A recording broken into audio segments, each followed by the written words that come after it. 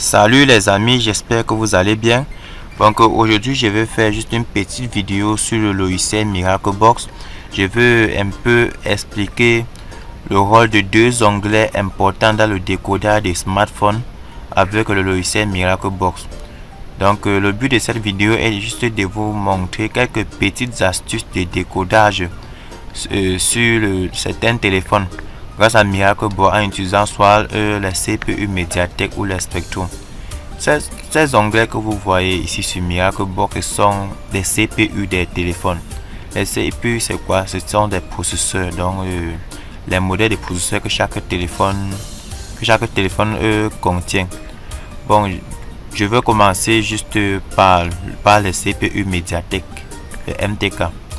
MTK ce sont des CPU des téléphones Mediatek, des téléphones dont la mémoire semble être origine.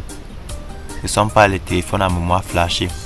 Comme par exemple les téléphones à CPU Mediatek, nous avons les Tecno, les téléphones de marque Tecno, les marques Infinix et aussi certaines marques comme les Wiko et autres, les Huawei, etc. Donc dans l'option Mediatek, c'est dont nous voyons. Je veux expliquer un peu rapidement chaque fonctionnalité. Bon, quelques fonctionnalités les plus utilisées. Bon, voici actuellement, je me suis rendu dans l'option MTK, dans l'onglet MTK, dans le processeur, le CPU MTK. Dans MTK, je me suis rendu une fois dans unlock/fix. Unlock/fix. C'est ici que nous voyons quelques fonctionnalités un peu importantes du logiciel. Par exemple, ici nous avons que la fonctionnalité Read Pattern. Comme vous pouvez le voir là, Read Pattern c'est une fonctionnalité que Miraclebox implémente. Une fonctionnalité permettant de lire le schéma de verrouillage d'un téléphone Android lorsque on a peut-être mis un schéma dont on ne se rappelle plus du dessin. Donc avec la fonction Read Pattern de Miraclebox, ça permet de nous donner le schéma, donc de nous indiquer le schéma que l'utilisateur a mis son téléphone et a oublié. Read Pattern est important pour ça. Et pour décoder un téléphone qu'on a oublié le schéma, l'avantage avec cette option est que ça ne réinitialise pas le téléphone. Ça donne juste le schéma de verrouillage. Mais ça ne marche pas dans tous les coups sur tous les Android. Ça fonctionne beaucoup plus sur les Android des versions 4.0 à 5 points et parfois les 6 points. Tout dépend de leur type de CPU, donc de la version du processeur. Bon, donc avec l'option Read Pattern ici, ça nous permet de lire, donc d'afficher le schéma qui est présent dans un téléphone Android qui est bloqué par un schéma de verrouillage. Oui. Bon, l'option clé anti-theft dont nous voyons là, ça permet de débloquer le code de protection privée d'un téléphone.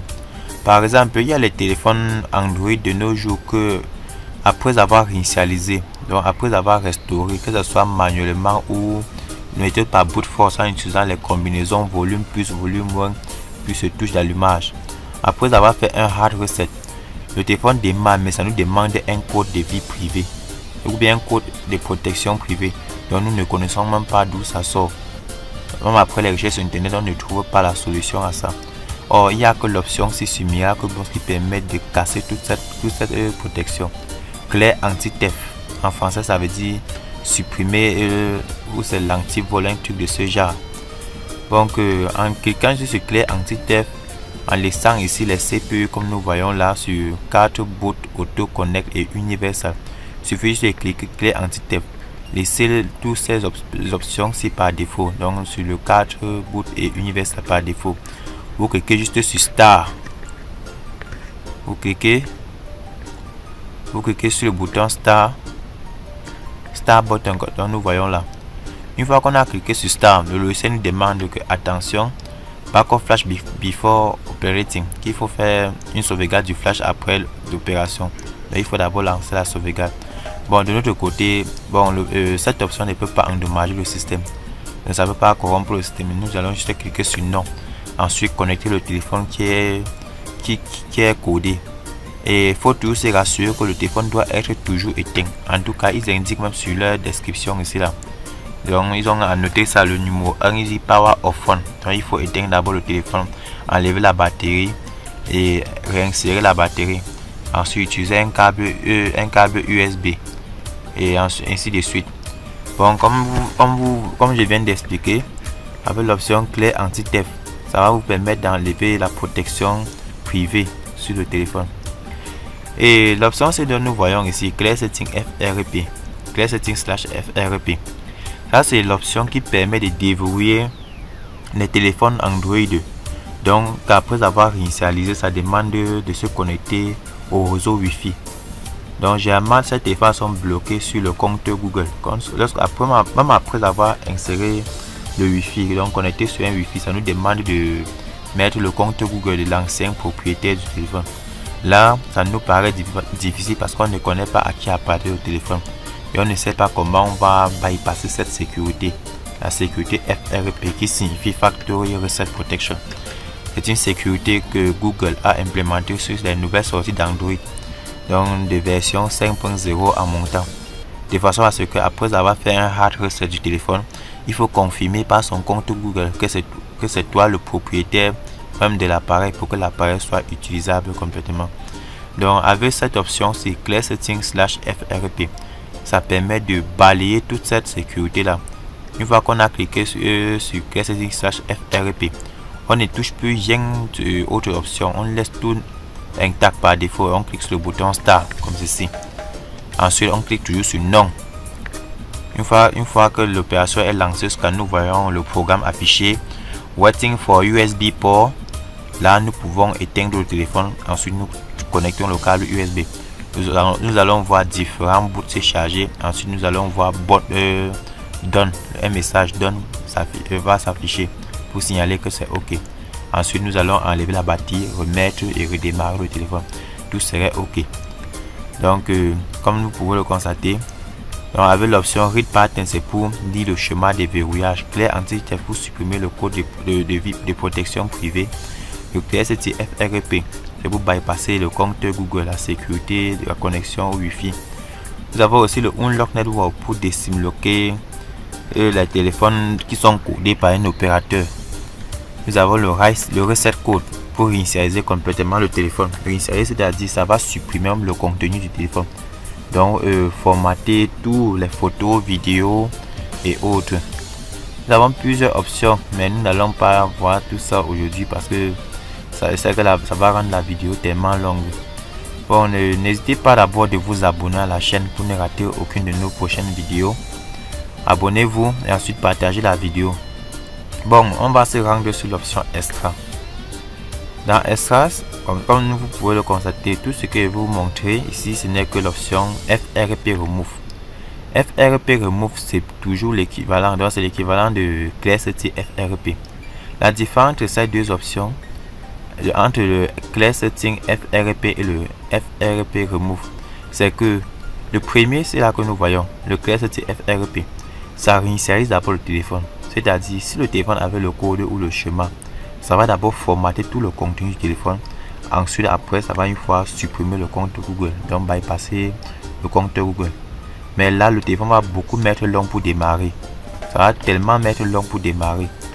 Alors que avec ce seconde option, FRP Remove, ça va nous permettre juste de supprimer uniquement le compte Google dans le FRP sans réinitialiser le téléphone, de façon à ce que le téléphone va redémarrer plus rapidement.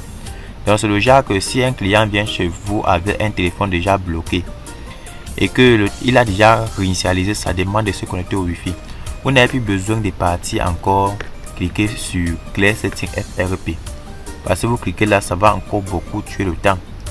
Ça peut prendre même 10 à 15 minutes pour démarrer. Or ça va tellement durer. Or si vous partez plutôt avec le FRP Remove, là automatiquement en quelques secondes son phone va vite démarrer et vous allez pouvoir cliquer sur les boutons ignorer pour sauter l'étape du compte Google ou Wi-Fi. Bon, pour le moment on peut s'arrêter à ce niveau sur les téléphones Mediatek. Nous avons juste vu quelques options sur l'onglet MTK, les processeurs MTK ou Mediatek. Il est bien vrai qu'il y a plusieurs options, mais nous n'allons pas tous voir ça aujourd'hui. Mais n'hésitez pas d'abord de vous abonner à la chaîne parce que je veux détailler ça dans une prochaine vidéo. Bon, j'espère que vous avez un peu compris pour les téléphones à CPU MTK. Et pour ceux qui ne maîtrisent pas encore toujours comment faire pour connaître les CPU d'un téléphone, il y a plusieurs moyens de les connaître. Premièrement, bon, pour un téléphone qui a bien fonctionné, qui n'est pas codé, il suffit juste de prendre un téléphone normal qui donc il n'y a même pas encore le code dessus, d'installer l'application CPU-Z. CPU-Z est une application disponible gratuitement sur Play Store.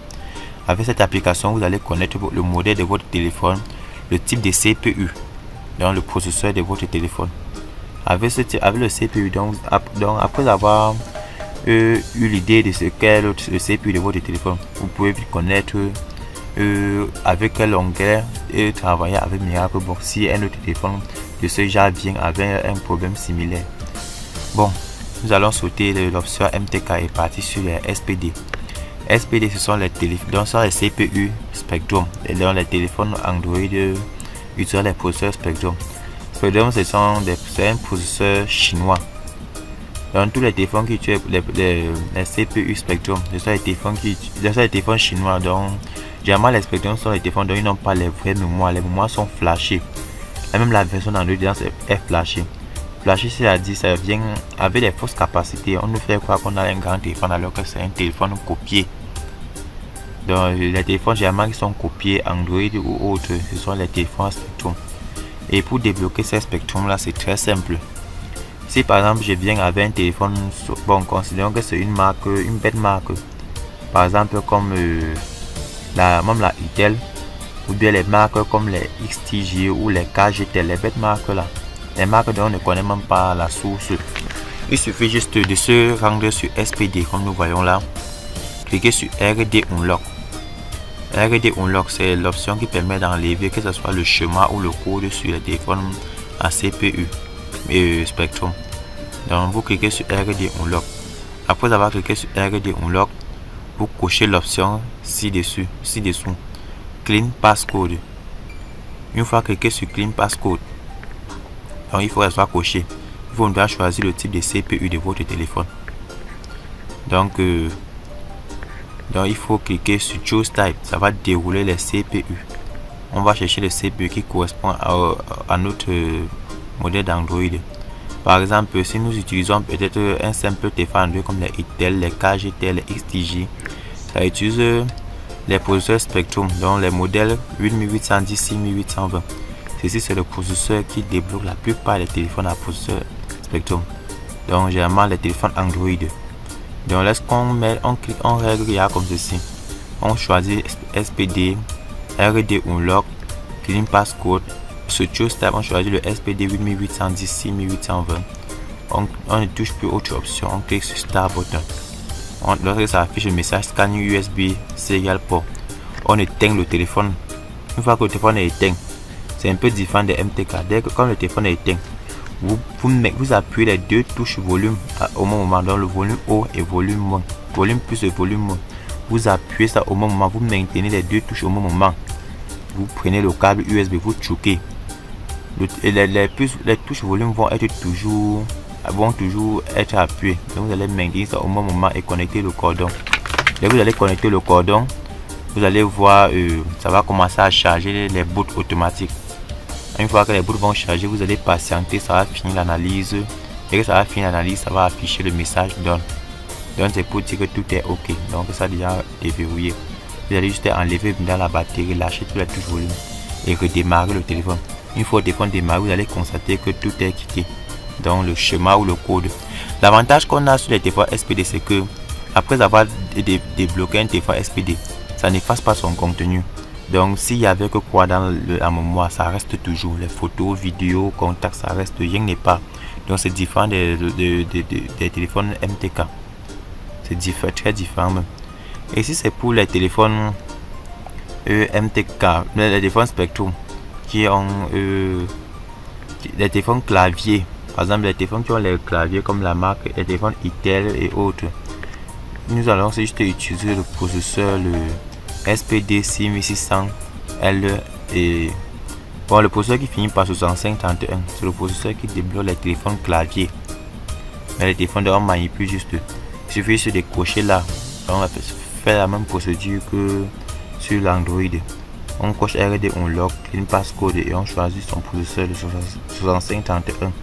Une fois qu'on a choisi, on clique sur Start. On éteint le téléphone, on la batterie, on remet dans le téléphone. On appuie la touche qui permet de lancer l'appel. La touche OK. Donc les deux touches des bords là, on maintient les deux au moment où on connecte le cordon. Là, ça va automatiquement charger ses bouts ici et ça va nous afficher le mot de passe, le code. Donc c'est juste ces options de base là qu'il faut d'abord connaître. Ensuite, nous allons approfondir dans une prochaine vidéo. N'hésitez pas de vous abonner à la chaîne, de partager aussi le lien de la chaîne, ainsi de lâcher un pouce bleu. Bon, j'espère que cette petite explication vous serait utile. Parce que je me bats juste encore dans la création vidéo là. Bon, c'était le code 007. Merci et à bientôt.